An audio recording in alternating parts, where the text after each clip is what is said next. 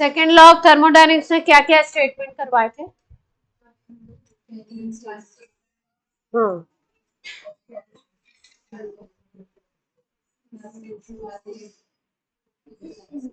वो वाला करवा दिया था कि कोल्डेस्ट बॉडी से हॉटेस्ट बॉडी में हीट नहीं जा सकती है ना, बिना आपका कोई आउटर कोई मशीन या एक्सटर्नल फोर्स के एप्लीकेशन के बिना, है ना।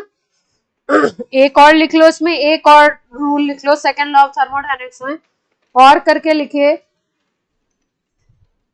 सेकेंड लॉ ऑफ थर्मोडायनेमिक्स में और करके एक और लिख लो।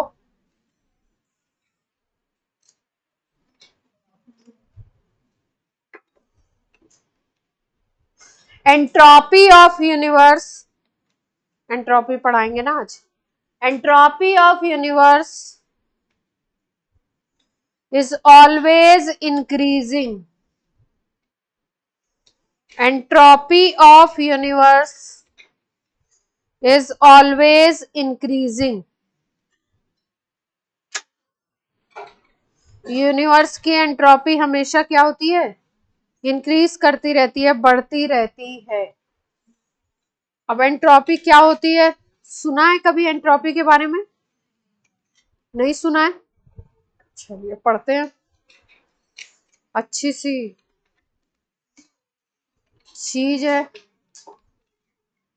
सस्ती तो नहीं है पर अच्छी।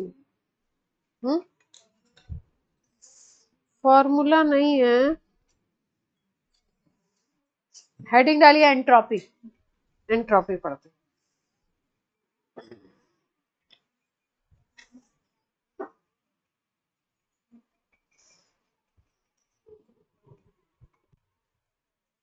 एंट्रोपी बात नहीं करेंगे कोई भी।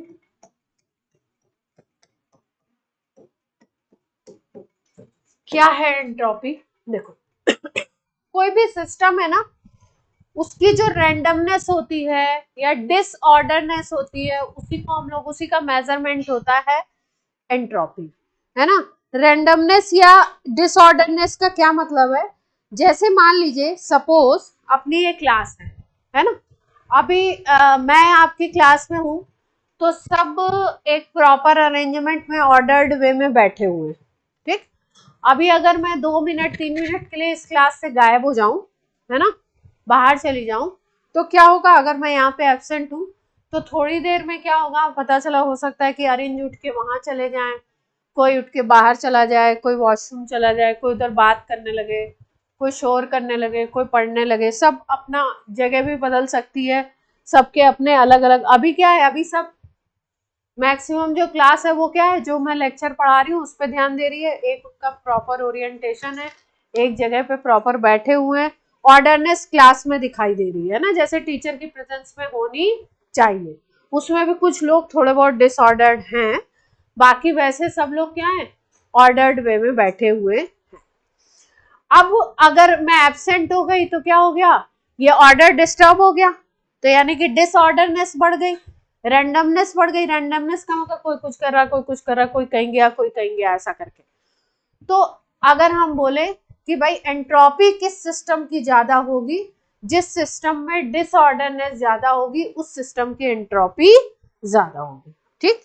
जैसे अब ये तो हमने एक कॉमन एग्जांपल ले लिया। अगर हम लोग बात करें कि कोई सॉलिड का सिस्टम है, किसी गैस का सिस्टम है, सॉलिड और गैस के सिस्टम को हम लोग कंपेयर, सपोज मान लीजिए कि कोई ये सॉलिड है, तो सॉलिड में आपको पता है, बोला जाता है कि पार्टिकल इंटर पार्टिकल स्पेस बहुत कम होता है ना, आपस में बिल्कुल कॉम्पैक्ट पैकिंग होती है। अगर सॉलिड की बात कर रहे हो तो एक ऑर्डर्ड अरेंजमेंट होता है। क्रिस्टल अगर हम बोलते हैं, सॉलिड बोलते हैं, तो क्या बोलते हैं, अगर ए यहाँ पे बी यहाँ पे, तो हो सकता है फिर ए यहाँ हो, फिर बी हो, ए बी, इस तरीके का एक परफेक्ट ऑर्डर्ड अरेंजमेंट होगा।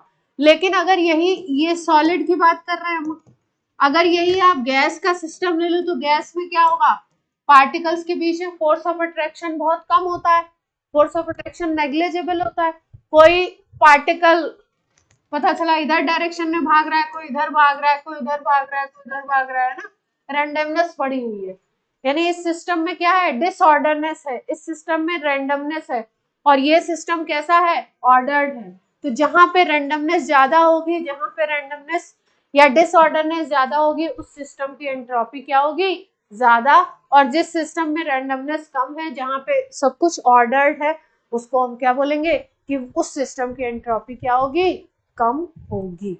यानी रेंडमनेस का जो भी आप मेजरमेंट करोगे उसको थर्मोडायनेमिक वे में आप क्या कहते हो, एंट्रोपी। कुछ थोड़ी बहुत बात समझ आई? तो पहले एंट्रोपी की डेफिनेशन करेंगे, फिर इसके एग्जांपल्स लिख लीजिए। डिसऑर्डरनेस ऑफ सिस्टम और randomness of system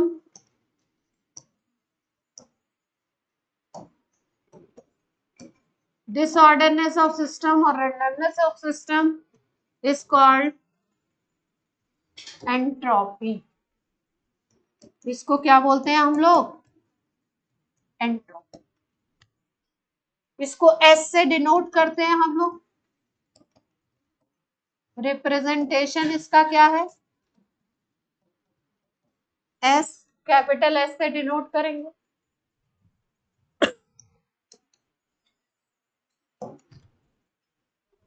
अगर किसी सिस्टम में हमको चेंज इन एंट्रोपी निकालनी है, तो चेंज इन एंट्रोपी निकलता है हीट कितना ट्रांसफर कर रहे हो और किस टेम्परेचर पे कर रहे हो। हीट एक्सचेंज बाय टेम्परेचर, किस टेम्परेचर पे कर रहे हो,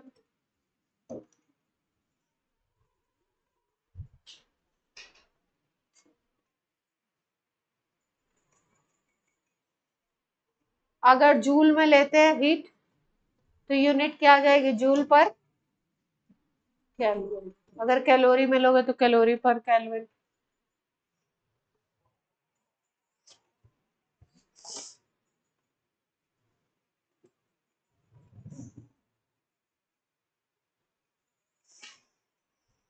कोई समस्या हो तो बोलिए।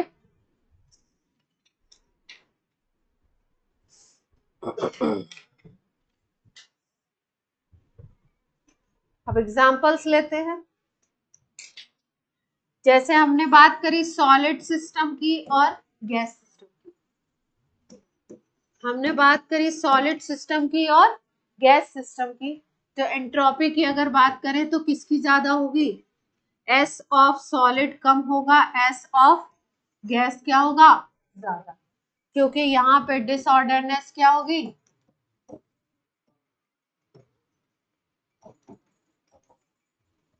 सॉलिड के कंपैरिजन में ज्यादा होगा।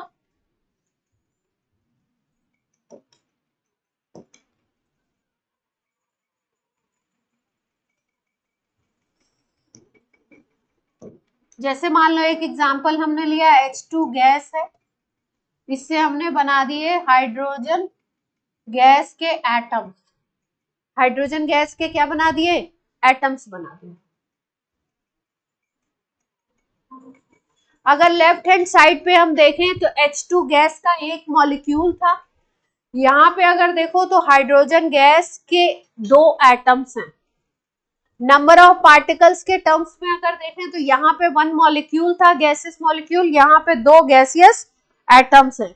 तो जब नंबर ऑफ पार्टिकल्स बढ़ते हुए दिखते हैं आपको, तो एंट्रोपी बढ़ती हुई दिखती है। यानी कि अगर हम बोले इसको रिएक्टेंट और इसकी एंट्रोपी को प्रोडक्ट की एंट्रोपी बोले, तो हम कह सकते हैं प्रोडक्ट की एंट्रोपी ज्यादा है, रिएक्टेंट की कम। क्योंकि यहाँ पे 2 हाइड्रोजन गैस के 2 एटम्स बन गए और उधर हाइड्रोजन गैस का एक मॉलिक्यूल था, गैसियस 1 मॉलिक्यूल। तो नंबर ऑफ पार्टिकल भी अगर बढ़ने लगता है तो एंट्रोपी क्या होती है, बढ़ती है। तो अगर इस तरफ को प्रोडक्ट बोल दो, उस तरफ को रिएक्टेंट बोल दो, तो प्रोडक्ट की एंट्रोपी क्या होगी, रिएक्टेंट की एंट्रोपी से ज्यादा होगी। रिएक्टेंट और प्रोडक्ट की एंट्रोपी। कोई समस्या? अब इसी केस में अगर हम बोले डेल्टा एस क्या होगा, तो डेल्टा एस होता है change in entropy. Change in entropy, किसी भी चीज का अगर चेंज निकालना है आपको, तो आपको पता है कि कैसे निकालते हैं, फाइनल माइनस इनिशियल से ही निकालते हैं ना। चेंज इन वेलोसिटी भी ऐसे ही निकालते हैं, फाइनल माइनस इनिशियल। तो फाइनल तो प्रोडक्ट बन रहा है, तो यानी प्रोडक्ट की एंट्रोपी माइनस रिएक्टेंट की एंट्रोपी हो जाएगी ये वाले केस में। अब प्रोडक्ट की एंट्रोपी ज्यादा है, मान लो प्रोडक्ट की एंट्रोपी 5 है और रिएक्टेंट की एंट्रोपी 3 है, तो 5 माइनस 3 करोगे तो वैल्यू पॉजिटिव आएगी। क्लियर है सबको? वैल्यू क्या आएगी? पॉजिटिव आएगी। तो इसका मतलब इस केस में डेल्टा एस कैसा आएगा? पॉजिटिव। कोई समस्या?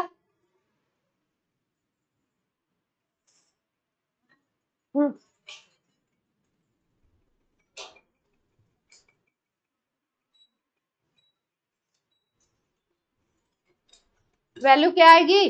पॉजिटिव। ये बात सबको क्लियर है? अगर वैल्यू पॉजिटिव है तो उस वैल्यू को हम ये भी कह सकते हैं ग्रेटर देन 0। नेगेटिव वैल्यू आती है तो लेस देन 0 कह सकते हैं।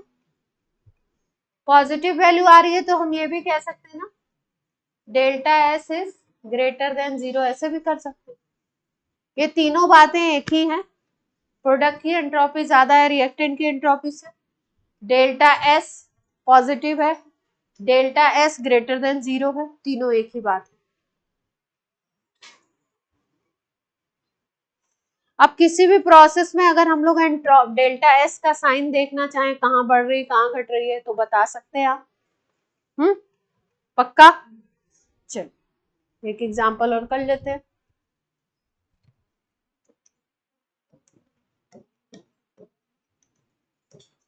जैसे मान लीजिए कि कैल्शियम कार्बोनेट आपने लिया, ये सॉलिड स्टेट में, इसको आपने हीट कर दिया, ये कैल्शियम ऑक्साइड सॉलिड बना ले और CO2 गैस बना।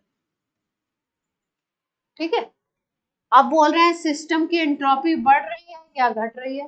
पहला क्वेश्चन है सिस्टम की एंट्रोपी के बारे में पूछा गया है, इंक्रीज कर रही है या डिक्रीज कर रही है।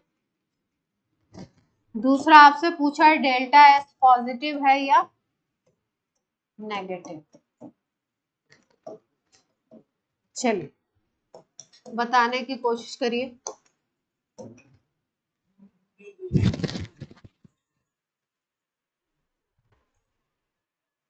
बोलिए, बाकी लोग बोले।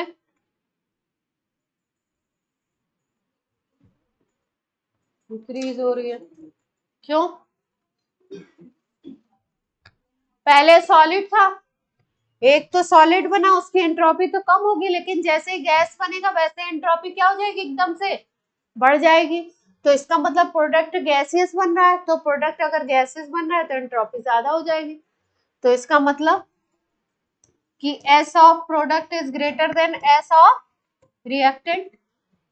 तो अगर प्रोडक्ट की ज्यादा है तो इंक्रीज हो रही है पहली बात तो, और जब इंक्रीज होता है एंट्रोपी तो क्या होता है? Delta S.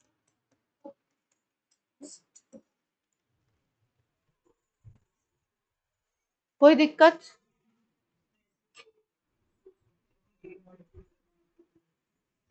वैसे सोचेंगे तो गलत हो जाएगा। कभी कभी ऐसा भी हो सकता है इधर 2 हो 3 हो और इधर हो 1 हो। नहीं, इसमें तो ज्यादा हो रहे हैं, उससे भी सोच सकते हैं। और एग्जांपल ले ले।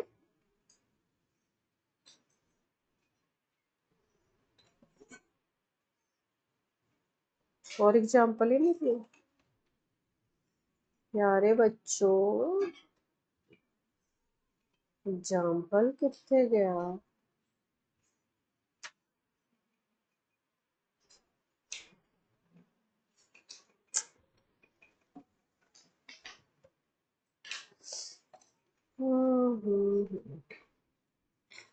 CO गैस लिखिए, CO gas plus 2H2 gas. अगला example, CO gas plus 2H2 gas CH3OH gas. अब बताइए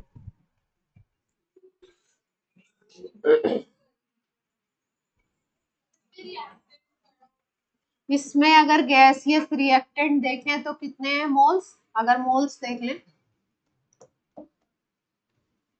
तो कितने दिखाई दे रहे हैं? 1+3 दिख रहे हैं, है ना? और गैसियस मोल्स देखें प्रोडक्ट के तो वो कितने दिखाई दे रहे हैं? 1 है ना? तो प्रोडक्ट के गैसेस मोल्स कम हो रहे हैं, रिएक्टेंट के ज्यादा है, तो यानी कि एंट्रोपी क्या होगी? कम होगी। इधर डिसऑर्डरनेस ज्यादा, इधर डिसऑर्डरनेस कम, यानी S of reactant is greater than S of, तो डेल्टा S क्या आएगा? डेल्टा S होता है S product minus S reactant, तो नेगेटिव आ जाएगा। कोई समस्या हो तो बोलिए।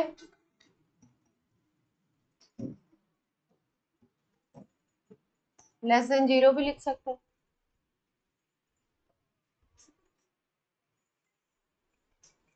कर लेंगे ऐसे।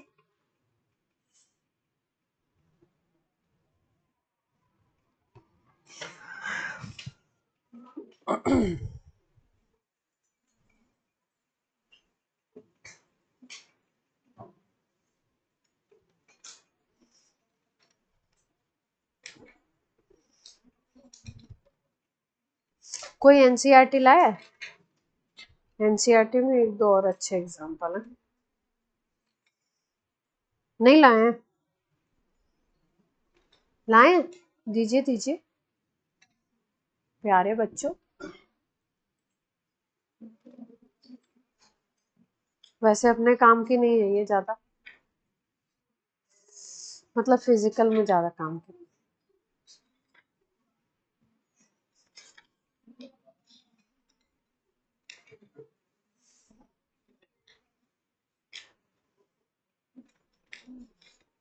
ज्यादा बताए ही नहीं है। ये थर्मोकेमिस्ट्री पे ज्यादा ध्यान दे रहा है।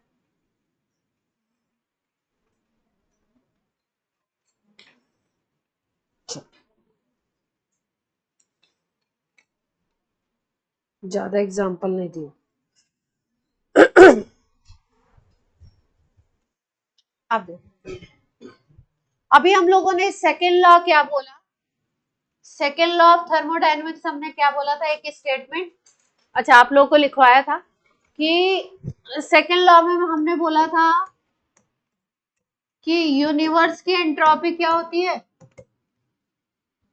यूनिवर्स की अगर एंट्रोपी की बात करो तो वो क्या होती है?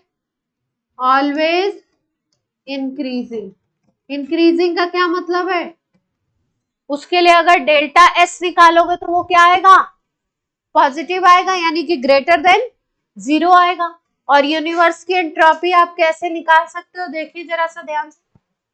अगर हम निकालना चाहे डेल्टा एस ऑफ यूनिवर्स तो हम लोग निकाल सकते हैं डेल्टा एस ऑफ सिस्टम ले लें और डेल्टा एस ऑफ सराउंडिंग ले लें। इससे निकाल सकते हैं हम लोग यूनिवर्स की एंट्रोपी। और सेकेंड लॉ क्या कहता है? डेल्टा एस ऑफ यूनिवर्स क्या है आपका? इंक्रीजिंग है। इंक्रीजिंग होने का मतलब क्या है? ये greater than delta S of universe क्या होगा? ग्रेटर देन 0, है ना? तो ऐसे भी लिख सकते हैं।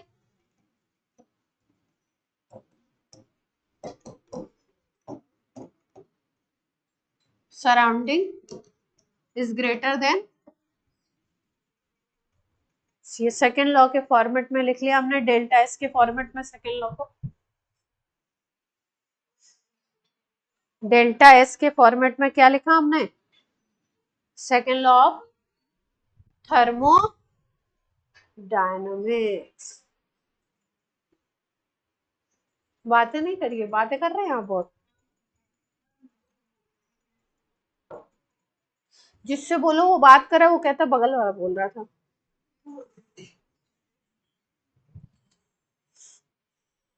टीचर को गुमराह करने की कोशिश ना करें, टीचर की आंखें बिल्कुल खुली हैं।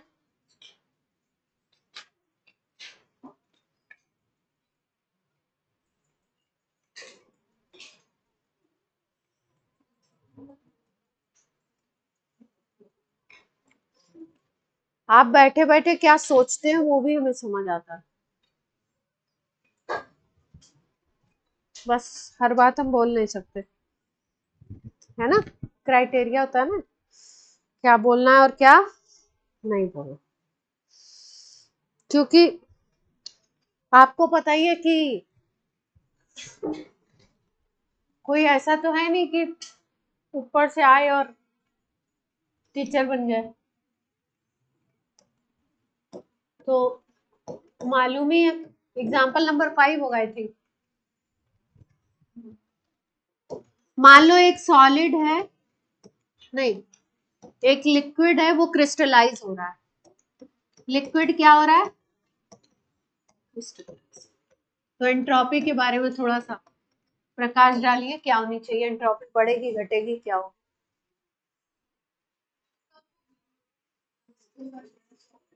क्रिस्टलाइज होने का मतलब सॉलिड और बन रहा है ना? तो एंट्रोपी को क्या होना है? लिक्विड टू सॉलिड पे जा रहे हैं, तो एंट्रोपी को क्या होना है? कम ही तो होना है।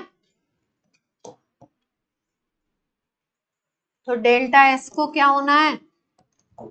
नेगेटिव होना है। डेल्टा एस को लेस देन 0 होना है। कर लेंगे? कोई भी सिस्टम दे दें? काइनेटिक एनर्जी से भी रिलेट कर सकते हैं, करेंगे, एक फॉर्मूला आएगा अभी, करेंगे। अब मान लो हमने बोला temperature of a crystalline solid, example number 5, 6 जो भी हो आप डालिए। Temperature of a crystalline solid is raised from 0 degree Kelvin to 115 Kelvin. Temperature of a solid ही बोला था ना, is raised from crystalline solid बोल देते हैं, raised from 0 degree Kelvin to 115 Kelvin. अब आपको बताना है एंट्रोपी बढ़ेगी कि घटेगी कि क्या होगी, बोलिए जल्दी से, थोड़ा आराम से सोचिएगा।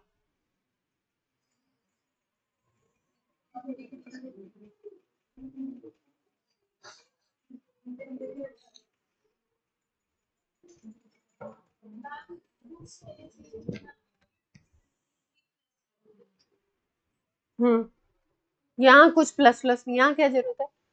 टेम्परेचर बढ़ रहा है, बस ये देखिए। कम होगी? ओ भाई, सॉलिड पड़ा हुआ है कितने पे? 0 डिग्री केल्विन पे पड़ा हुआ है। 0 डिग्री केल्विन का मतलब कितने डिग्री सेंटीग्रेड?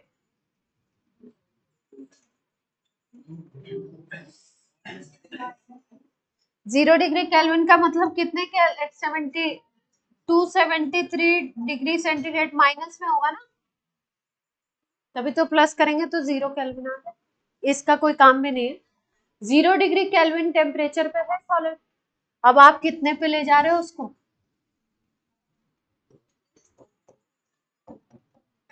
115 केल्विन पे ले जा रहे हो ना। जब भी टेम्परेचर बढ़ाते हो तो जो उसके पार्टिकल्स होंगे ना, उनकी क्या होगी?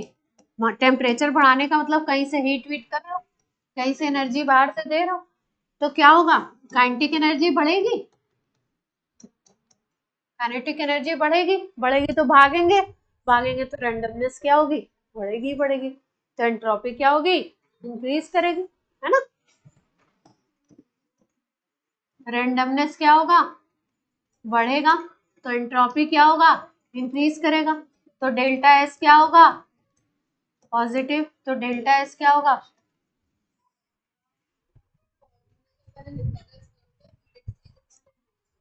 हाँ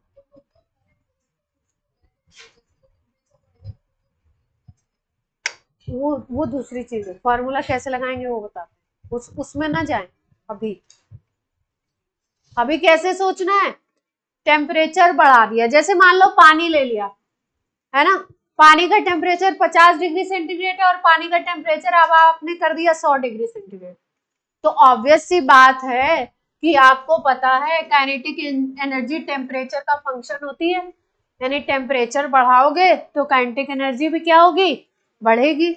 तो अगर आप 50 डिग्री सेंटीग्रेड के पानी को ले रहे हो तो जो काइनेटिक एनर्जी होगी 100 डिग्री सेंटीग्रेड के पानी की काइनेटिक एनर्जी ज्यादा होगी, काइनेटिक एनर्जी ज्यादा तो मूवमेंट इधर उधर ज्यादा, रेंडमनेस ज्यादा, तो एंट्रोपी ज्यादा।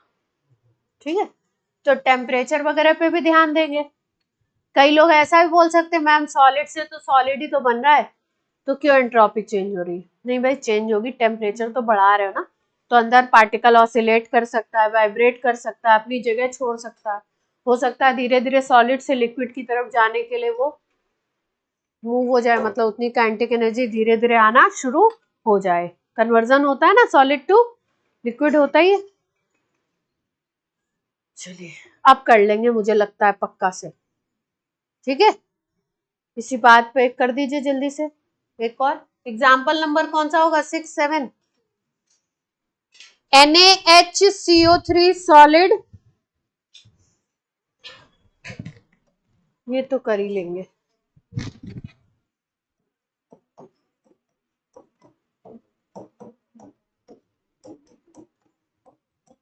Na2CO3 सॉलिड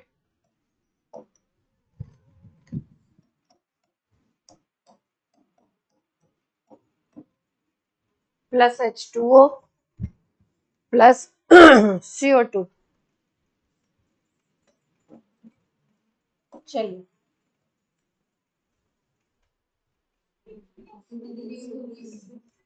ज्यादा इजी होगा, उधर सॉलिड के थे, दो थे लेकिन सॉलिड के थे, इधर सॉलिड इधर गैस, गैस देखते ही क्या हुआ,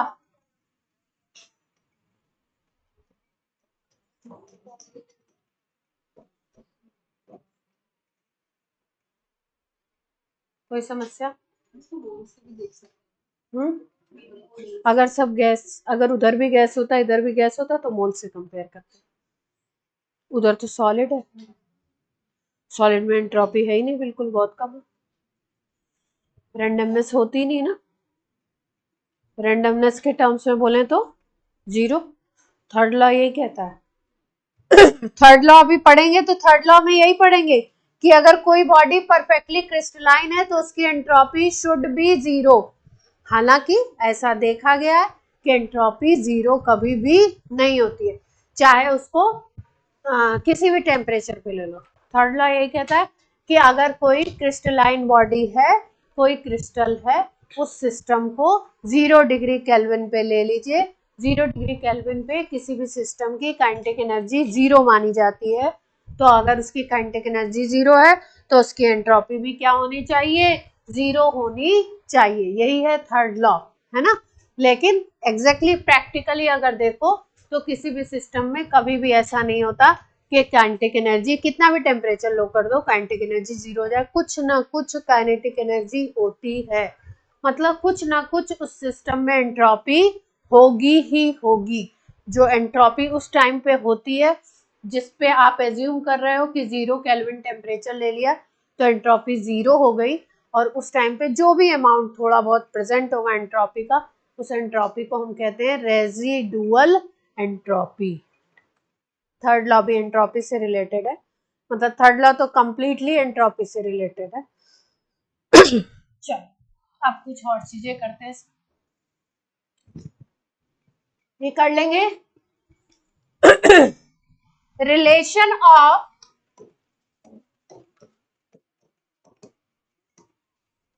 स्पॉन्टेनिटी, स्पॉन्टेनिटी, स्पॉन्टेनिटी सही लिखा है, स्पॉन्टेनिटी विद एंट्रोपी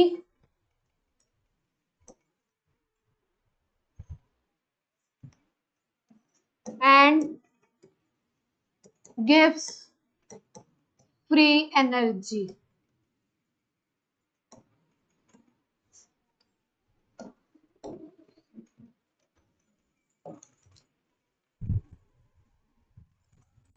पहले हम लोग समझते हैं क्या है स्पॉन्टेनिटी, क्या होता है स्पॉन्टेनियस प्रोसेस, क्या होता है नॉन स्पॉन्टेनियस प्रोसेस। फिर उसके बाद हम लोग सीखेंगे गिव्स फ्री एनर्जी क्या होती है। गिव्स फ्री एनर्जी की वैल्यू क्या होगी तो प्रोसेस स्पॉन्टेनियस होगा, और क्या होगी वैल्यू तो प्रोसेस नॉन स्पॉन्टेनियस होगा। कितने GI गिब्स साइंटिस्ट का नाम है, GIBBS गिव्स फ्री एनर्जी। चलिए पहले स्पॉन्टेनिटी समझे, एंट्रोपी हम समझ चुके हैं, पहले स्पॉन्टेनिटी क्या होती है वो समझेंगे, फिर गिव्स फ्री एनर्जी समझेंगे, फिर रिलेट करेंगे कि गिव्स फ्री एनर्जी, एंट्रोपी और स्पॉन्टेनिटी में क्या रिलेशन है। मुद्दे की बात ये है अपनी। तो सबसे पहला पॉइंट है स्पॉन्टेनियस प्रोसेस क्या होता। स्पॉन्टेनियस वर्ड सुना है आपने अचानक से, और कोई मतलब स्पॉन्टेनियस का उसी स्पॉट पे, और केमिस्ट्री में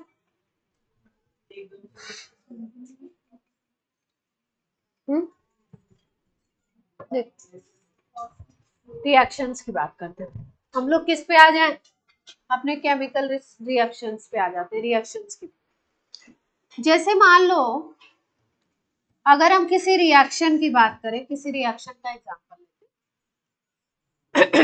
A और B को मिक्स किया,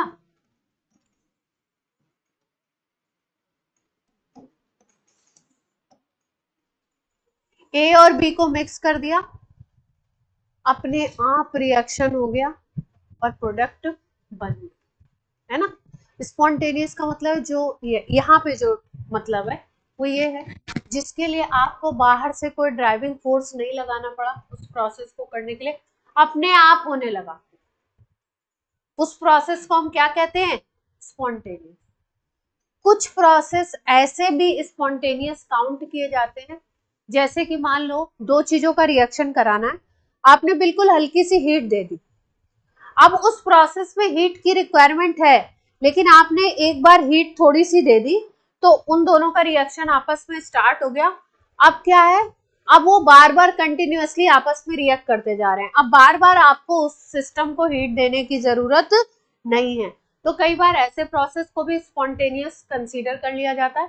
वैसे स्पॉन्टेनियस प्रोसेस क्या है, बेसिकली स्पॉन्टेनियस प्रोसेस है जो अपने आप हो रहा हो, जिसके लिए कोई ड्राइविंग फोर्स, कोई आउटर एजेंसी, कोई एक्सटर्नल प्रेशर ये सब लगाना ना पड़े।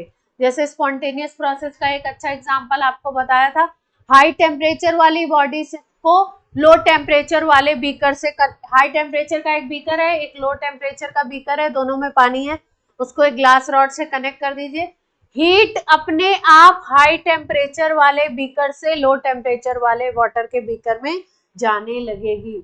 दिस प्रोसेस इज स्पॉन्टेनियस, कुछ नहीं करना है, कनेक्ट कर देना है बस। हाई एल्टीट्यूड पे पानी है, वहां से आपको क्या करना है, जो भी सोर्स है उसका लिड आपने ओपन कर दिया, अपने आप पानी ऊपर से नीचे की तरफ आ जाएगा, प्रोसेस क्या होगा स्पॉन्टेनियस। ठीक, नॉन स्पॉन्टेनियस क्या होता है, ऐसे प्रोसेस जो जिसके लिए या तो कोई बाहर से एजेंसी लगानी पड़ती है, कोई बाहर से फोर्स लगाना पड़ता है, कोई प्रेशर लगाना पड़ता है, कोई मशीन यूज करनी पड़ती है, ऐसे प्रोसेस को कहते हैं नॉन स्पॉन्टेनियस, जो अपने आप नहीं होते। नीचे यहाँ जमीन पे पानी पड़ा हुआ है, गड्ढे में यहाँ पानी पड़ा है, बोले चलो ऊपर हाई बिल्डिंग पे पहुंचा देते हैं, चलो भाई भगवान से प्रे करते हैं, चलो ऊपर पहुंच जाए पानी, पहुंच जाएगा, बैठ के प्रे करते रहिए, कैसे जाएगा ऊपर पानी? वो कहाँ जाएगा पता नहीं, धीरे धीरे वेपराइज होके जाएगा। जैसे हम चाहते वैसे जाएगा क्या? नहीं जाएगा। तो प्रोसेस क्या है? इसके लिए कोई बाहर से एजेंसी लगाओगे, मोटर लगाओगे, कुछ लगाओगे, नॉन स्पॉन्टेनियस। और ऐसा प्रोसेस जो अपने आप हो जा रहा है, सन से एनर्जी आ रही है, सनलाइट आ रहा है, अपने आप आ रहा है। ठीक है, आप कहने थोड़ी गए थे आज आज सूर्य भगवान आज अच्छी धूप दे दीजिए, है ना, अपने आप आ रहा है ना, सालों से आ रहा है, सालों तक आता रहेगा। तो प्रोसेस क्या हो गया? स्पॉन्टेनियस। तो स्पॉन्टेनियस नॉन स्पॉन्टेनियस का मतलब समझ गए? डेफिनेशन लिखें, फिर रिलेट करते हैं और चीजों से।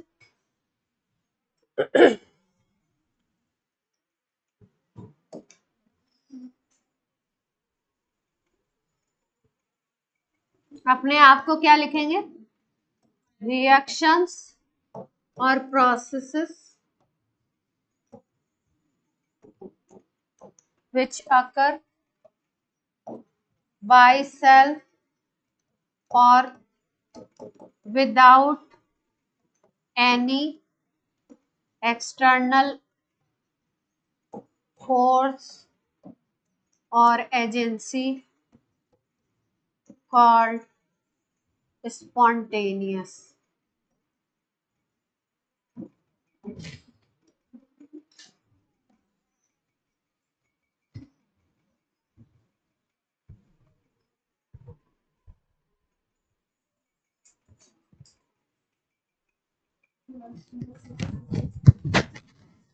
चैप्टर को बहुत थोड़ा थोड़ा, बहुत छोटे छोटे पार्ट्स में तोड़ तोड़ के आपको प्रस्तुत किया जा रहा है। तो छोटे छोटे पार्ट्स में दिमाग में बैठाते जाइए।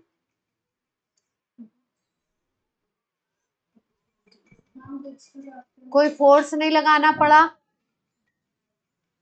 which occur by self or without any external force or external agency called spontaneous. कोई ड्राइविंग फोर्स नहीं लगाना पड़ा, कुछ टेम्परेचर वगैरह कुछ नहीं देना पड़ा, प्रोसेस को क्या बोलोगे? स्पॉन्टेनियस। ठीक है, कोई समस्या? लिख लिया? एग्जाम्पल लिख लो।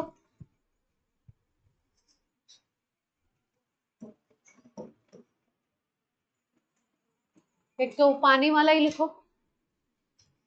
क्या लिखेंगे? लिखिए।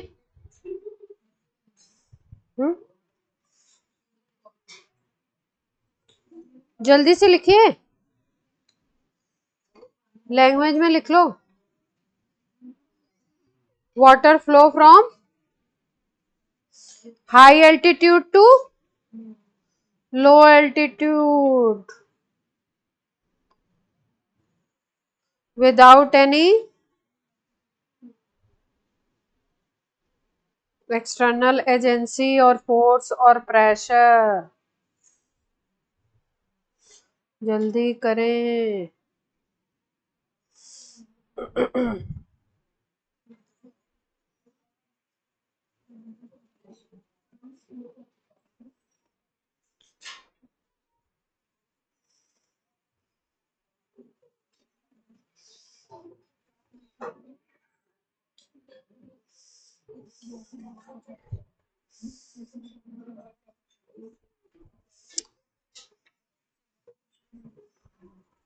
लिख लिया? एग्जाम्पल लिखे? क्या क्या लिखा?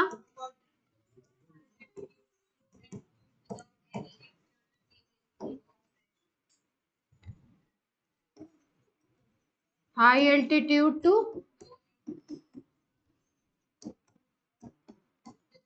और क्या हो सकता है बताइए?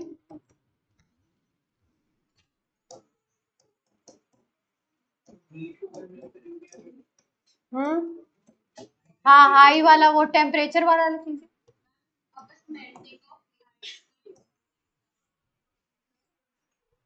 मेल्टिंग ऑफ आइस कह सकते हैं, पर बाहर से हीट तो मिल रही है उसको, बाहर से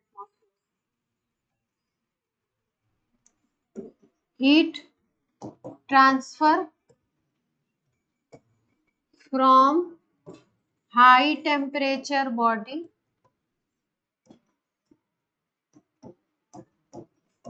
टू लो।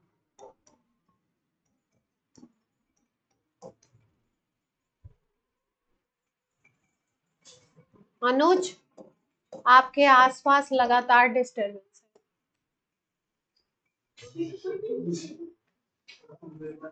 मुझे कुछ भी नहीं पता, आई डोंट नो, मैं बाहर करूंगी। क्लास में अगर थोड़ा भी इस तरीके का डिस्टरबेंस होगा मैं बिल्कुल बाहर करूंगी।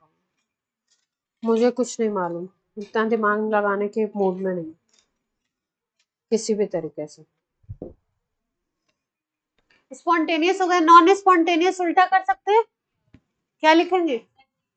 अपने आप नहीं होंगे, एग्जाम्पल नहीं।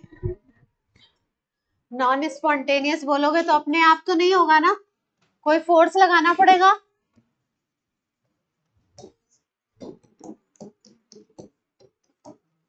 नॉट अकर बाय, अपने आप नहीं होगा। टेम्परेचर तो कम कर रहे हो ना। हाँ हाँ, नॉन स्पॉन्टेनियस।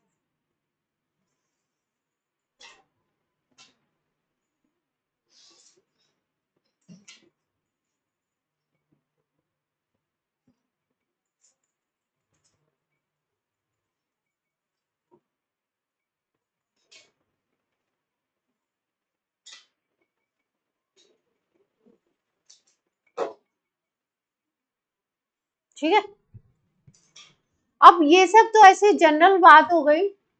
अब क्या तो पूछा जाएगा किस चीज से, कोई रिएक्शन आपको दिया उसको पूछ लिया स्पॉन्टेनियस है या नॉन स्पॉन्टेनियस है, तो कैसे हम बताएंगे किसी प्रोसेस को कि कोई स्पॉन्टेनियस है या कोई नॉन स्पॉन्टेनियस है? उसके लिए स्पॉन्टेनिटी को का क्राइटेरिया डिसाइड करने के लिए, किसी रिएक्शन की स्पॉन्टेनिटी को बताने के लिए, किसी प्रोसेस की स्पॉन्टेनिटी को बताने के लिए कि वो स्पॉन्टेनियस है या नहीं है, एक साइंटिस्ट है गिब्स, है ना, उन्होंने एक इक्वेशन दिया, गिब्स हेल्महोल्ट्ज इक्वेशन, है ना। तो गिब्स एनर्जी क्या है, गिब्स हेल्महोल्ट्ज इक्वेशन क्या है, उसको पढ़ते हैं हम लोग थोड़ा सा।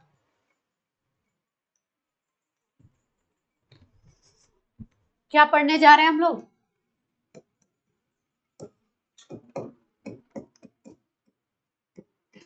गिब्स फ्री एनर्जी, जी से डिनोट करते हैं। गिव्स फ्री एनर्जी, जी से डिनोट करते हैं।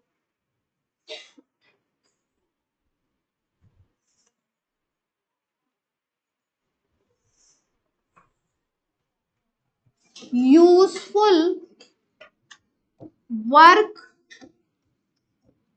From the system, useful work from the system is called gives free energy। किसी सिस्टम से कितना यूजफुल वर्क आप निकाल सकते हो उसी को बोलते हो उस सिस्टम के गिव्स फ्री एनर्जी। जैसे किसी सिस्टम की इंटरनल एनर्जी को निकालना डिफिकल्ट था, यू को निकालना डिफिकल्ट था, लेकिन डेल्टा यू हम लोग निकाल पाते थे, उसी तरीके से गिव्स फ्री एनर्जी जी को निकालना भी क्या है, डिफिकल्ट है। डेल्टा जी हम निकाल सकते हैं, डेल्टा जी को हम क्या कर सकते हैं, कैलकुलेट कर सकते हैं। गिव्स ने एक रिलेशन दिया, G is equal to H minus T S, एक रिलेशन दिया G is equal to H minus T S, और ये अपने कोई काम का नहीं बना क्योंकि G का कैलकुलेशन डिफिकल्ट था, H का एब्सोल्यूट H का कैलकुलेशन डिफिकल्ट था, तो इसका नया फॉर्मेट बनाया गया, delta G is equal to delta H minus T delta S. इस इक्वेशन को हम लोग बोलते हैं Gibbs Helmholtz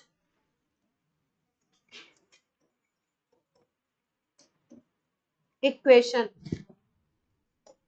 gives Helmholtz equation. इसमें क्या क्या चीजें क्या क्या है वो देखते हैं। डेल्टा जी है, gives free energy change, gives free energy का चेंज। डेल्टा एच है सिस्टम का एंथैल्पी चेंज, सिस्टम में जितनी टोटल हीट कंटेंट होता है उसको एंथैल्पी बोलते हैं, उस एंथैल्पी का चेंज डेल्टा एच। टी आपका होगा जिस टेम्परेचर पे रिएक्शन हो रहा होगा, टेम्परेचर किस में लेना है, केल्विन में। और डेल्टा एस होता है एंट्रोपी चेंज। डेल्टा एस क्या होता है, इस इक्वेशन में 4 ही टर्म है, डेल्टा जी, डेल्टा एच, टी और डेल्टा एस। टी वो टेम्परेचर है केल्विन में जिस पे रिएक्शन हो रहा है, डेल्टा एस एंट्रोपी का चेंज है, डेल्टा एच एंथैल्पी चेंज है और डेल्टा जी क्या है, गिव्स फ्री एनर्जी चेंज।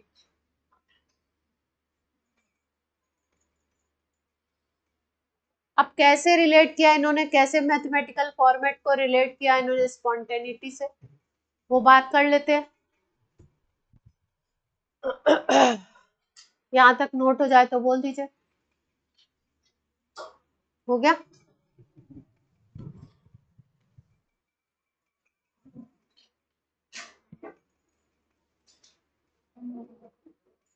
हो गया।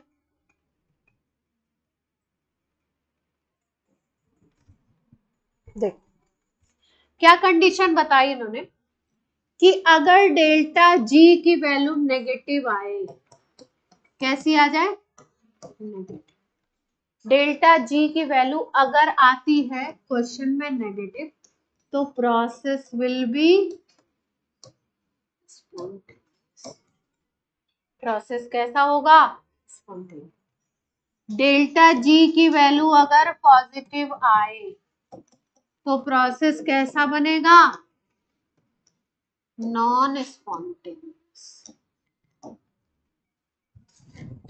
डेल्टा जी की वैल्यू अगर 0 आए तो बोलते हैं प्रोसेस इज इन इक्विलिब्रियम।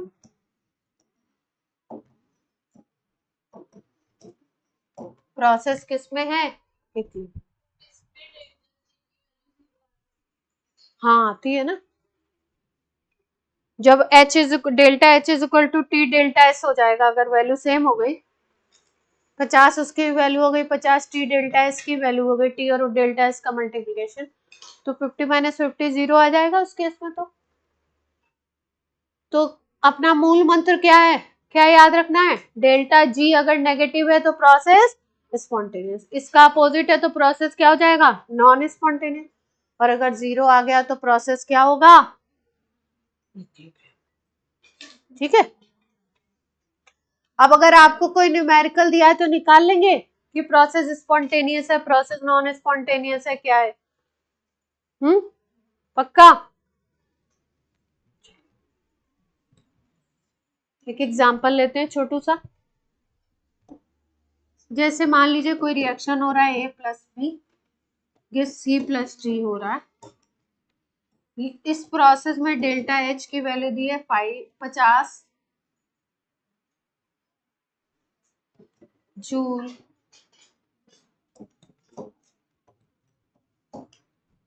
ठीक है। टेम्परेचर है आपका 27 डिग्री सेंटीग्रेड और डेल्टा S की वैल्यू दे रखी है 50 जूल पर केल्विन। अब डेल्टा जी की वैल्यू निकालिए, पॉजिटिव है नेगेटिव है, स्पॉन्टेनियस प्रोसेस होगा नॉन स्पॉन्टेनियस। डेल्टा एच की वैल्यू माइनस में है,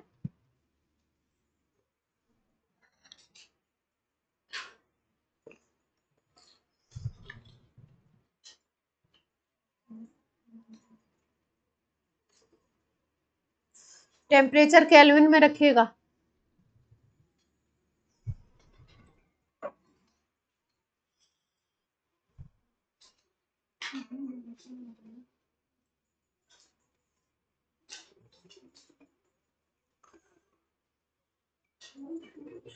कैलकुलेट करो आपस में, बात इतना सिंपल फॉर्मूला है, सारे डेटा दे रखे हैं, एक दूसरे से देखने की जरूरत क्या है।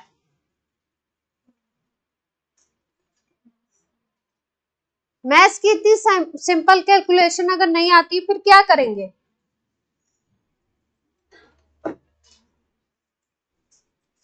सिंपल चीज दी जाती है फिर भी इधर उधर देखते हैं। नेगेटिव आ रही तो स्पॉन्टेनियस हो जाएगा, नेगेटिव आ रहा है अगर।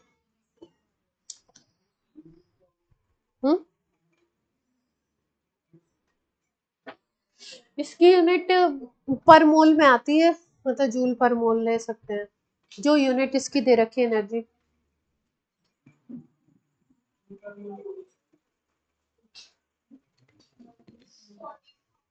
क्या आया अपना क्या लगाया था आपने, यही लगाया ना। डेल्टा एच की वैल्यू कितनी थी, -50, टेम्परेचर 27 है तो 300 केल्विन हो जाएगा, और डेल्टा एच कितना दिया था 50, तो कितना बन गया,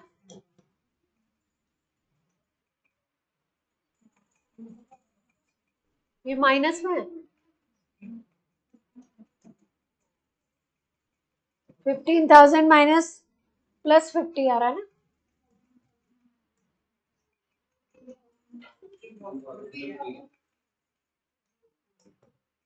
ठीक है, सही लिखा है।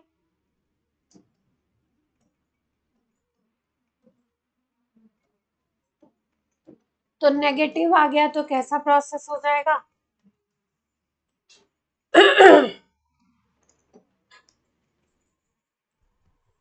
खुश हैं आप, चलिए अभी और कराते तो और थोड़े खुश हो गए। हम नहीं जानते इतना कैलकुलेशन, इतनी बड़ी कैलकुलेशन दे देती मैम। चलो हो गया, अगले स्टेप पे चलें।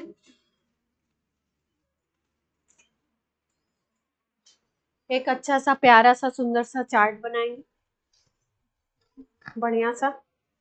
ये चार्ट बनाने का मन नहीं हो तो पॉइंट्स पे लिख लेंगे, हमारी मर्जी है।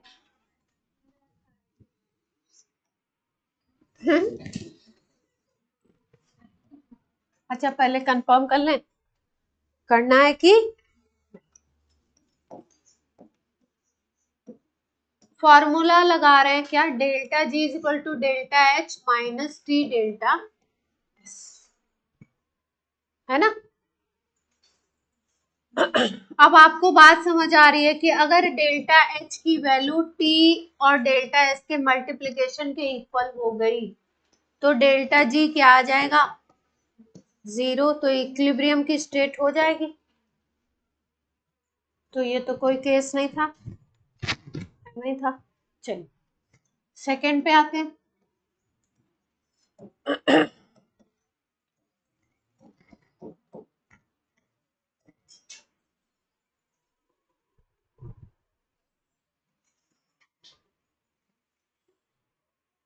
मान लो कि डेल्टा एच की वैल्यू भी नेगेटिव है और टी डेल्टा एस की वैल्यू पॉजिटिव है। क्या बोल रहे हैं, डेल्टा एच की वैल्यू क्या है, नेगेटिव है, और टी डेल्टा एस की वैल्यू पॉजिटिव। तो आप क्या सोचते हो, डेल्टा जी हमेशा नेगेटिव होगा, हैं? वैल्यू पे डिपेंड करेगा, क्यों?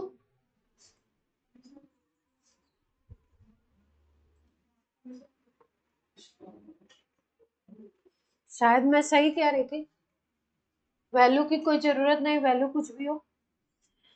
अगर ये वैल्यू नेगेटिव है और टी डेल्टा एस की वैल्यू पॉजिटिव है, ये वैल्यू पॉजिटिव है, तो ये पॉजिटिव और ये नेगेटिव, नेगेटिव आएगा, ये नेगेटिव है तो हमेशा नेगेटिव आएगा ना। वैल्यू छोटी हो या बड़ी हो, कोई भी वैल्यू हो, एक्स वाई जेड कोई भी वैल्यू हो, डेल्टा एच की वैल्यू अगर नेगेटिव है और टी डेल्टा एस की वैल्यू अगर पॉजिटिव है, तो ये अगर पॉजिटिव है टर्म इतना, तो ये नेगेटिव आएगा। पहली वाली वैल्यू को हमने नेगेटिव बोल ही दिया, तो ओवरऑल हमेशा क्या आएगा, delta H delta G negative ही आएगा। ये बात सबको समझ आई या नहीं? ऐसे केस में क्या होगा, डेल्टा जी ऑलवेज नेगेटिव, मतलब प्रोसेस के स्पॉन्टेनियस होने के चांसेस क्या हैं, 101%।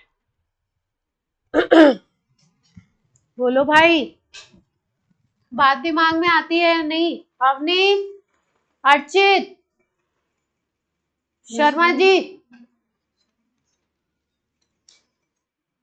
बात समझ आ गई? पॉइंट क्लियर है? यानी डेल्टा एच अगर नेगेटिव है और टी डेल्टा एस की वैल्यू अगर पॉजिटिव है, तो प्रोसेस को स्पॉन्टेनियस होने से कोई नहीं रोक सकता। चलिए अब अपोजिट करके देखते हैं तीसरे केस में।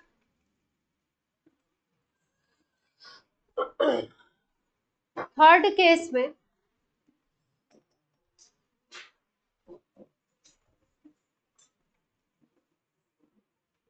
डेल्टा एच को कर दो नेगेटिव और डेल्टा एस को कर दो, इसको भी कर दो नेगेटिव। डेल्टा टेम्परेचर हम मान रहे हैं कि पॉजिटिव, केल्विन में पॉजिटिव मिलेगा।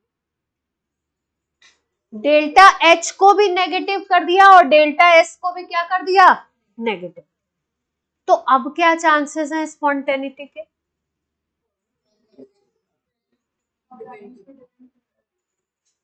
है ना, देखो ये नेगेटिव वैल्यू है, अगर ये वाली वैल्यू नेगेटिव हो गई तो नेगेटिव नेगेटिव क्या बन जाएगा, पॉजिटिव बन जाएगा। अब ये पॉजिटिव वैल्यू है और ये नेगेटिव वैल्यू है, अगर ये वैल्यू बड़ी है इस पूरे वाले से तब तो नेगेटिव आएगी वैल्यू, और अगर ये वैल्यू छोटी है, ये वाली बड़ी वैल्यू है, तो क्या आ सकती है वैल्यू, पॉजिटिव भी आ सकती है। तो इस केस में दोनों चांसेस हैं, दोनों चांसेस है ना। इस केस में क्या है, डेल्टा जी पॉजिटिव भी हो सकता है और डेल्टा जी नेगेटिव भी आ सकता है।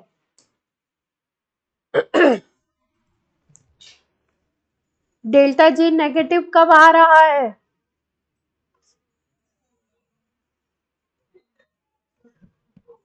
डेल्टा जी नेगेटिव कब आएगा, इसको तो हमने नेगेटिव लिया ही है पहले से। डेल्टा जी नेगेटिव कब आएगा, जब ये वाली वैल्यू छोटी हो।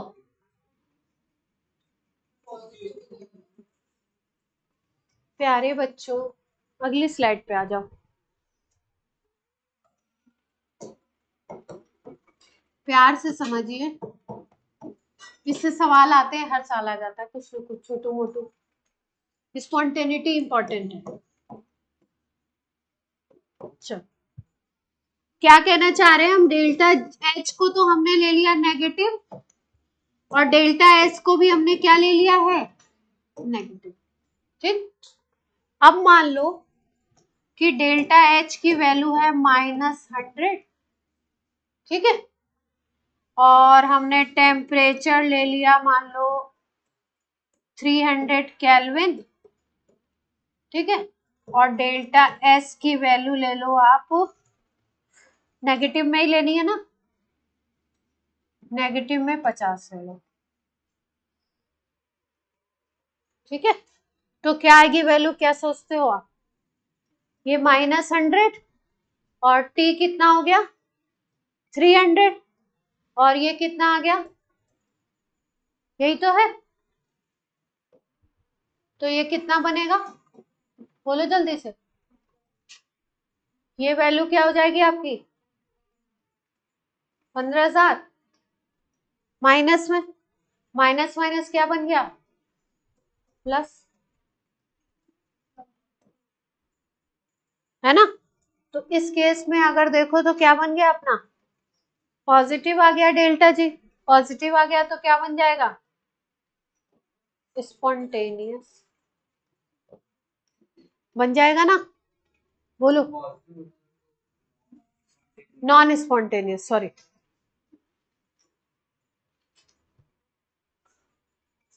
ठीक है, कौन जीरो से?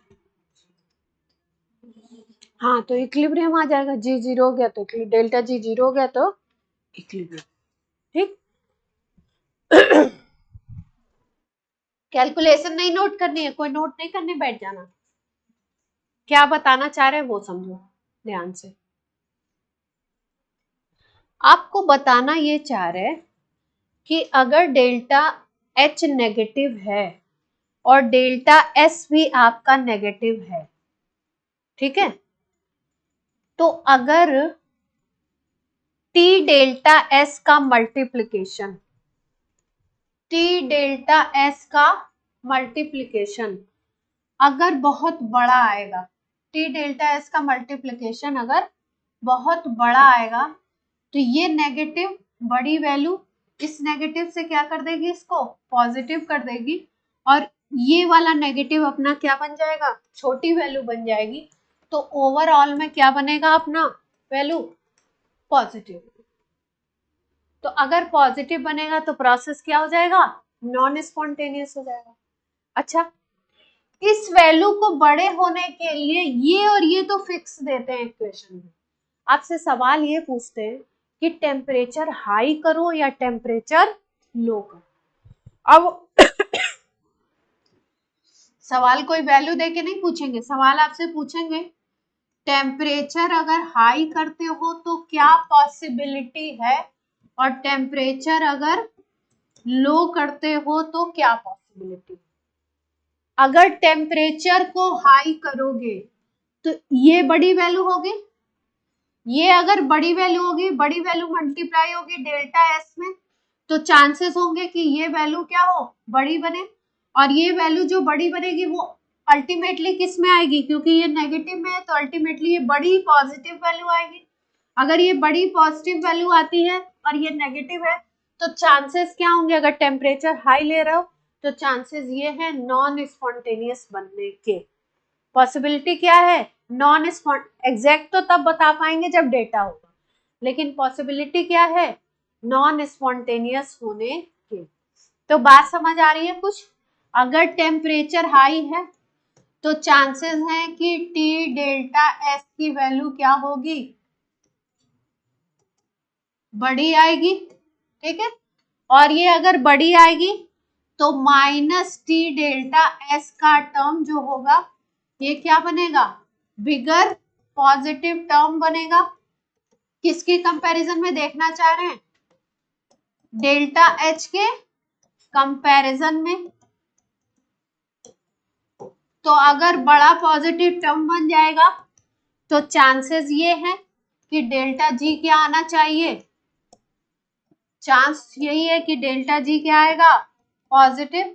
तो प्रोसेस के क्या होने के चांसेस हैं, स्पॉन्टेनियस, नॉन स्पॉन्टेनियस।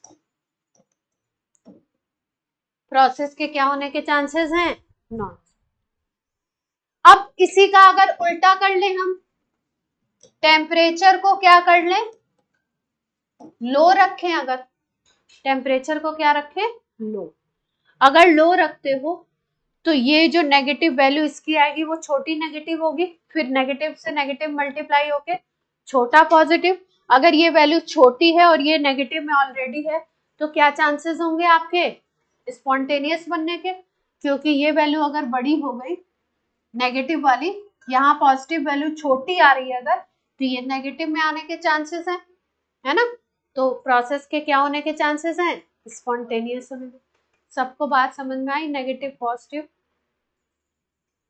तो लिख लो, अगर टेम्परेचर लो है तो टी डेल्टा एस क्या होगा, स्मॉलर बनने के चांसेस हैं। तो माइनस टी डेल्टा एस क्या होगा, स्मॉलर वैल्यू होगी। लेकिन आंसर क्या आएगा, ये पॉजिटिव में आएगी। स्मॉलर वैल्यू कैसी हो जाएगी, पॉजिटिव में। किसके कंपैरिजन में देख रहे हैं, डेल्टा एच के कंपैरिजन में। तो डेल्टा जी के क्या होने के चांसेस हैं, नेगेटिव। तो प्रोसेस क्या होने के चांसेस हैं? स्पॉन्टेनियस। बोलो भाई, ऑनलाइन। कुछ समझ में आया?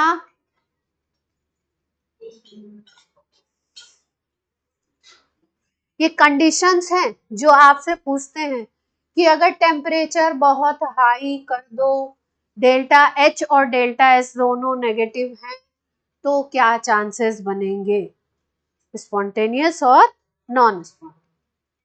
टेम्परेचर लो कर दो, देखो रट्टा लगाने के लिए तो अपन रट्टा लगा लेंगे कि टेम्परेचर, एक कंडीशन याद कर लो, उसकी अपोजिट कंडीशन हो जाएगी टेम्परेचर लो करोगे तो, है ना। लेकिन आपको क्या होना चाहिए? वैल्यू रख के समझ भी आना चाहिए, दिमाग में भी बैठना चाहिए।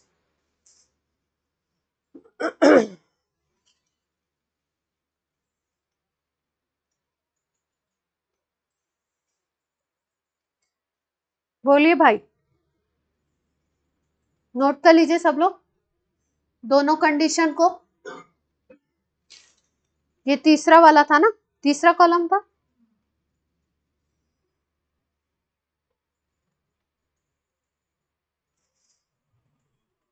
तीसरे वाले में दोनों को नेगेटिव ले लिया,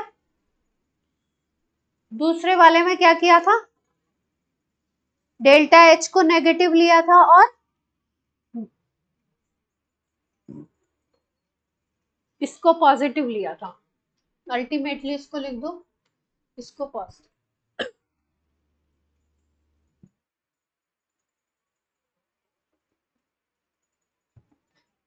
ये नोट हो गया।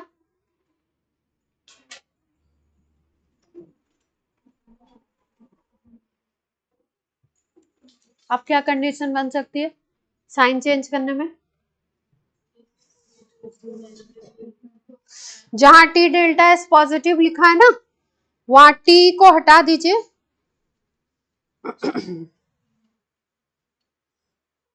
अच्छा, हमने पूरी वैल्यू को ही पॉजिटिव ले लिया, तो ये नेगेटिव ही बनेगा। ठीक है, टी को हटा के डेल्टा एस को पॉजिटिव लिखिए केवल। सेकेंड वाले में, सेकेंड वाले में अमेंडमेंट करना है। सेकेंड में टी डेल्टा एस को पॉजिटिव लिया था ना, टी को हम अलग तरीके से रिलेट कर रहे हैं, डेल्टा एस को positive. Delta H negative, delta H S negative लिया था, और यहाँ पे डेल्टा एच नेगेटिव और डेल्टा एस को क्या लिया हमने? पॉजिटिव लिया। अब क्या कंडीशन ले सकते हैं चौथे में? यहाँ पे रिजल्ट क्या आया? डेल्टा जी पॉजिटिव कब आया? पॉजिटिव कब आया? बोलिए जल्दी से।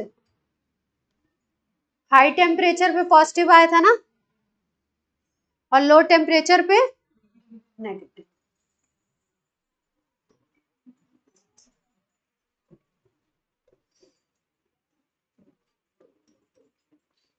लिख ही लिया होगा आपने, तो चार्ट पे ही करा है ना। अब फोर्थ में क्या ले सकते हैं हम लोग, क्या अपोजिट कर सकते हैं? डेल्टा एच को नेगेटिव ही ले रहे हैं ना तब से, अब डेल्टा एच को पॉजिटिव ले लें।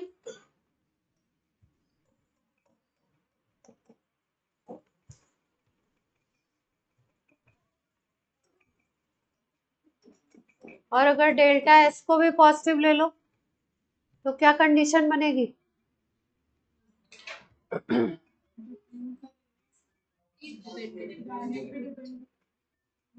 वैल्यू पे डिपेंड करेगा ना। टेम्परेचर हाई करोगे तो, टेम्परेचर हाई करोगे तो इस इक्वेशन में सोचो, delta H positive, delta S positive. Temperature बढ़ाओगे तो ये वैल्यू बड़ी होगी, बड़ी होगी तो क्या बनेगा? ओवरऑल में, ओवरऑल में नेगेटिव आएगा ना। ये वैल्यू अगर बड़ी हो गई तो ये छोटी है, तो नेगेटिव ही तो आएगा।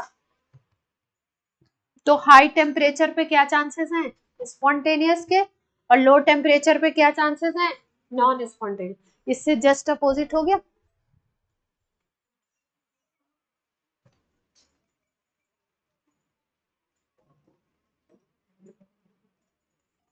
भाई जिसको बात समझ में आए पूछ लेना, वैल्यू वैल्यू रख के देखेंगे। जस्ट इसका अपोजिट रिजल्ट आ गया, हाई पे स्पॉन्टेनियस बन गया, डेल्टा जी नेगेटिव आ जाएगी।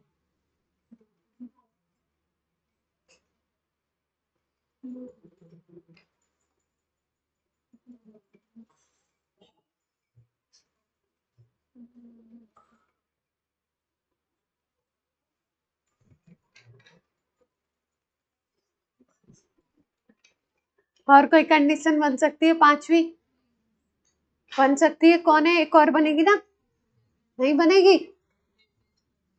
दोनों को पॉजिटिव ले लिया, दोनों को नेगेटिव ले लिया, अब एक को नेगेटिव एक को पॉजिटिव लिया, तो अब दूसरे वाले को लो, डेल्टा एस को नेगेटिव लो, डेल्टा एच को पॉजिटिव ले लो, तो क्या बनेगा फिर?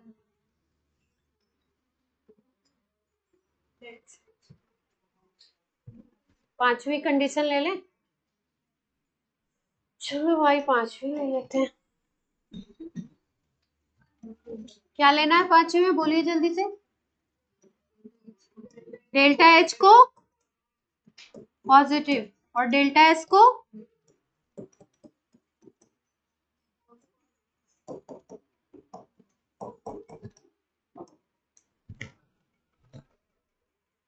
तो कुछ है बात?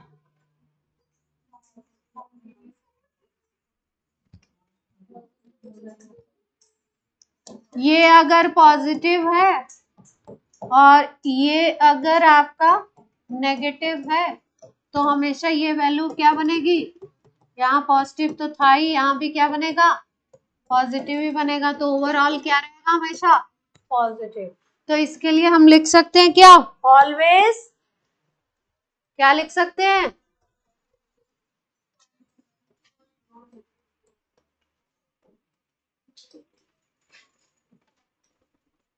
ओ भैया सही है। स्पॉन्टेनियस नॉन स्पॉन्टेनियस को ऐसे भी लिखते हैं कि रिएक्शन फिजिबल है या नहीं, होगा या नहीं होगा, ऐसे भी लिखते हैं।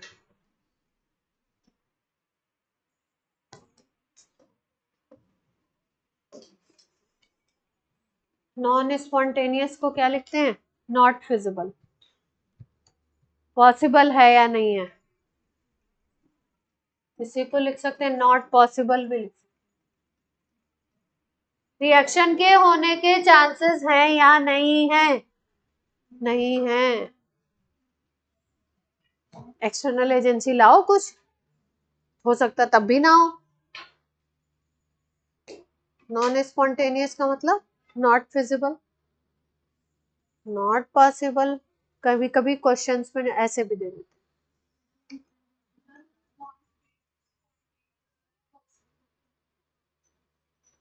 कभी कभी क्वेश्चन का फॉर्मेट ऐसा भी बना देते हैं। पॉसिबल तो होगा ही, अगर एब्सोल्यूट लिख दो तो एब्सोल्यूट, ये सेंटेंस गलत हो जाएगा, हम लिख दें नॉट पॉसिबल, पॉसिबल तो है ही ना, कुछ एजेंसी एजेंसी लगाओ, कुछ तो हो ही जाएगा। तो गिब्स फ्री एनर्जी का कुछ समझ में आया, कुछ थोड़ा बहुत दिमाग में बात आई, सवाल करें, आ गई, दो सवाल कर लें, चलो भैया दो सवाल कर लो।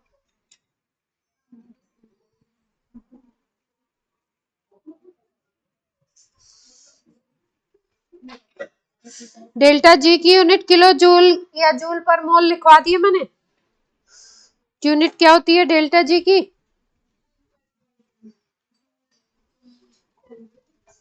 जूल पर मोल लिखवाइए,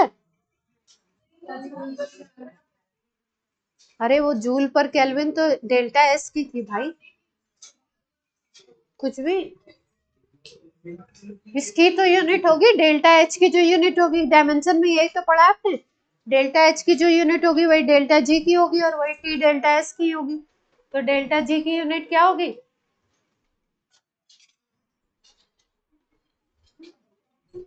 कुछ पूछना, जूल पर मोल, किलो जूल पर मोल,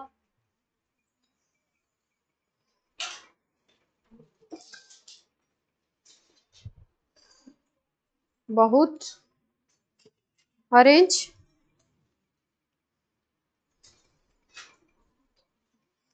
बहुत शैतानी हो रही है आपकी, मैं देख रही हूँ।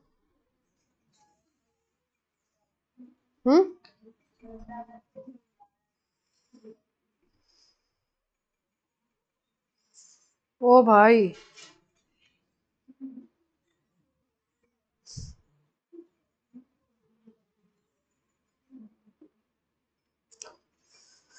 डेल्टा जी का सवाल करवाएं, बुक से करवा दे क्या?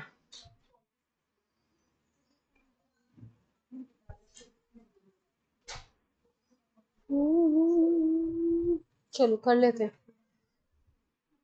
प्यारा सा सवाल है। इक्वेशन लिखिए, CO gas plus half O2 gas, CO gas plus half O2 gas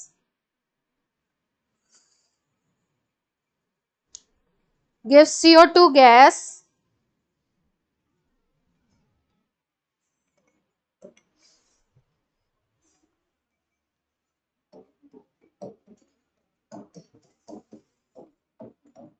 क्या बना इससे,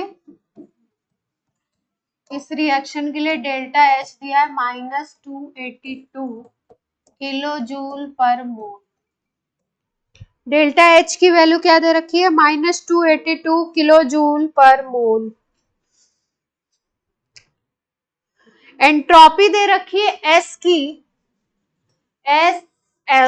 एंट्रोपी दे रखी है CO2 की, एंट्रोपी दे रखी है O2 की, एंट्रोपी दे रखी है CO की, तीनों की एंट्रोपी दे रखी है। क्या क्या दे रखी है देखिए, CO2 की दी है 213.8, 213.8, O2 की दे रखी है 205, 205 और CO की दे रखी है 197.9, 197.9। ये सारी दे रखी है जूल पर केल्विन पर मोल। ध्यान रखिएगा ये किलो जूल में है, ये जूल पर केल्विन पर मोल में है, तो चेंज करना पड़ेगा बाद में।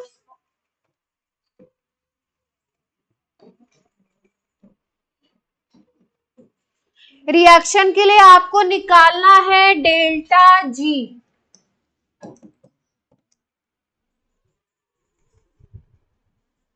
Temperature is given to you,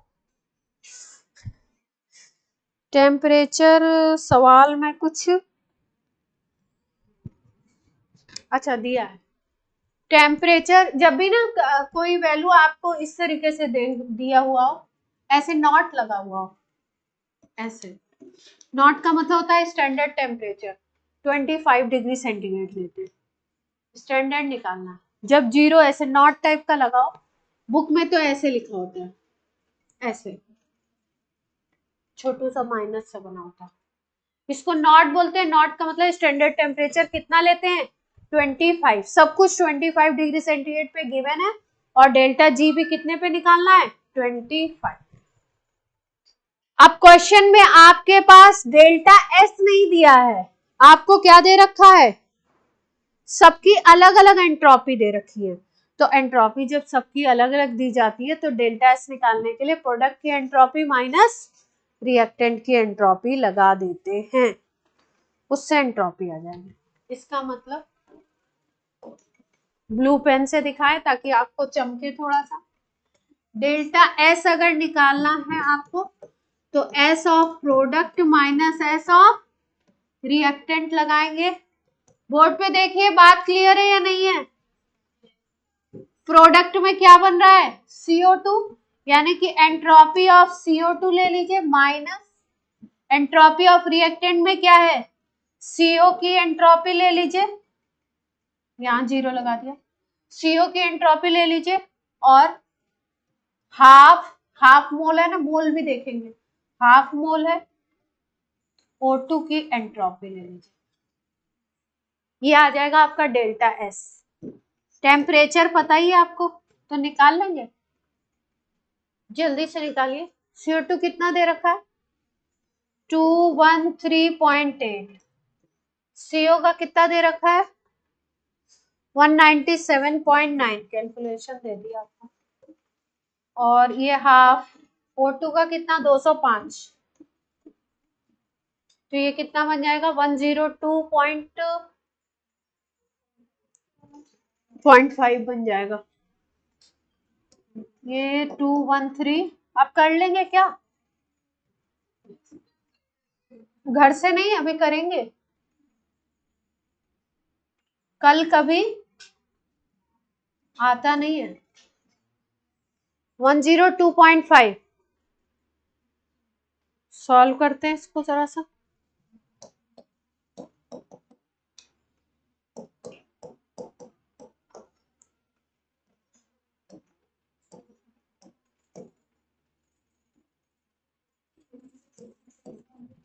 three 300.4 आ रहा ना ये, और 213 करेंगे तो कितना आ जाएगा? नेगेटिव में 86 पॉइंट, कोई कह रहा है 8, कोई कह रहा है 6, हम अपना ही दिमाग लगा ले भाई।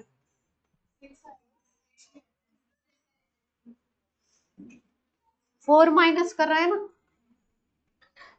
ये आ गया? प्यार से देखिए आ गया क्या? जय माता दी बोलिए। जूल में आ रहा है ना? किस में आ रहा है?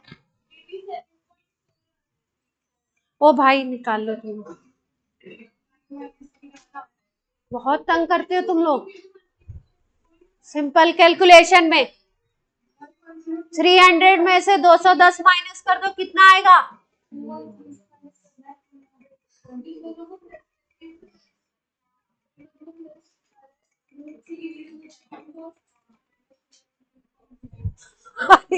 छोड़ो उन लोग को, प्लस में आ रहा था माइनस है, कैलकुलेशन में इतना कचरा कर देते हैं। ये जूल में आ रहा था ना, तो किलो जूल में कन्वर्ट कर ले, या तो फिर उसको जूल में करना पड़ेगा।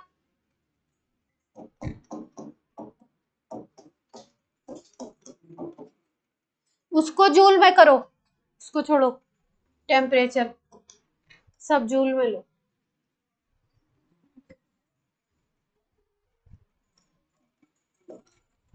डेल्टा जी निकालना चाहते हैं ना?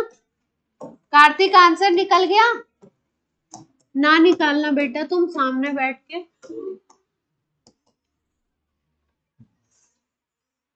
डेल्टा एच की वैल्यू क्या थी बोलो? किलो जूल में -2 1000 से मल्टीप्लाई कर दे, टेम्परेचर 298 केल्विन बन जाएगा। अब हम नहीं करेंगे, अब आप कर लेना। हम तो करेंगे तो ऐसे करेंगे, 298 को 300 मान लेंगे, मल्टीप्लाई कर देंगे जल्दी से। तो वो जल्दी से नहीं करना है, आपने करना, कॉपी बंद नहीं करना है, करके मुझे दे के जाना है।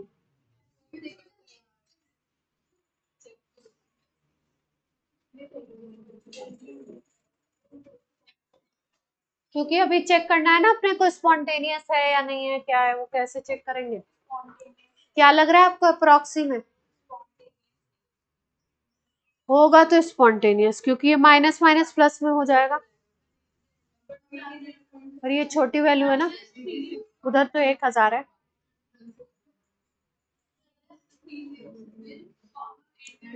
अगर क्वेश्चन में केवल पूछ देता स्पॉन्टेनियस है या नॉन स्पॉन्टेनियस है, तो यहीं से बता देते। ओवरऑल तो आंसर माइनस में ही आएगा, है ना? ये वाला माइनस माइनस प्लस करेगा, पर ये वैल्यू बड़ी होगी, ये वैल्यू छोटी होगी। आप करके बता दो आंसर जल्दी से, फिर जाओ घर। बस चुप, आप चुप हो जाओ, आंसर दो मुझे, आंसर दो। कहाँ निकाला? खुद से करना है बेटा।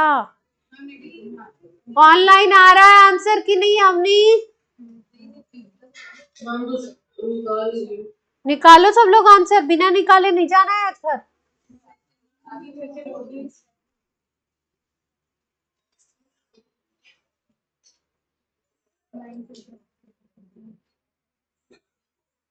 इजी तो है कैलकुलेशन।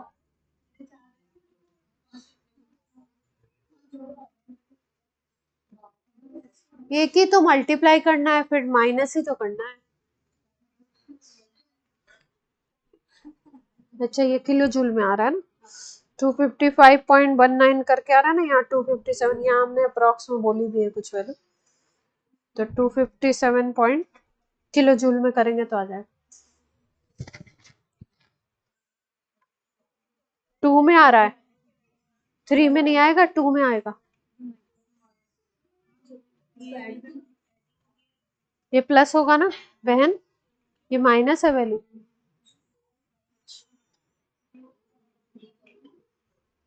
बहन गड़बड़ ना करें। कितना आया? 256 में आ रहा है किलो जूल,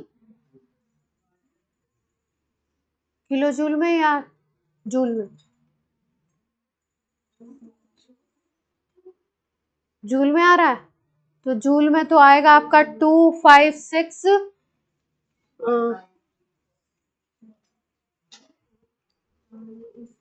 193.2 करके, ऐसा ही आएगा ना? सब ठीक। बोलो वैल्यू बोलो, लिख दूं? नव्या बोलो।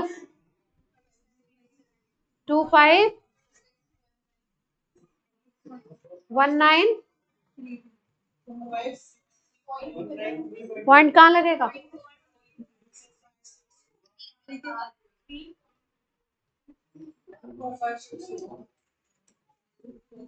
हाँ किसी किसी का 256 भी आ रहा है, वो कुछ कैलकुलेशन कर दो।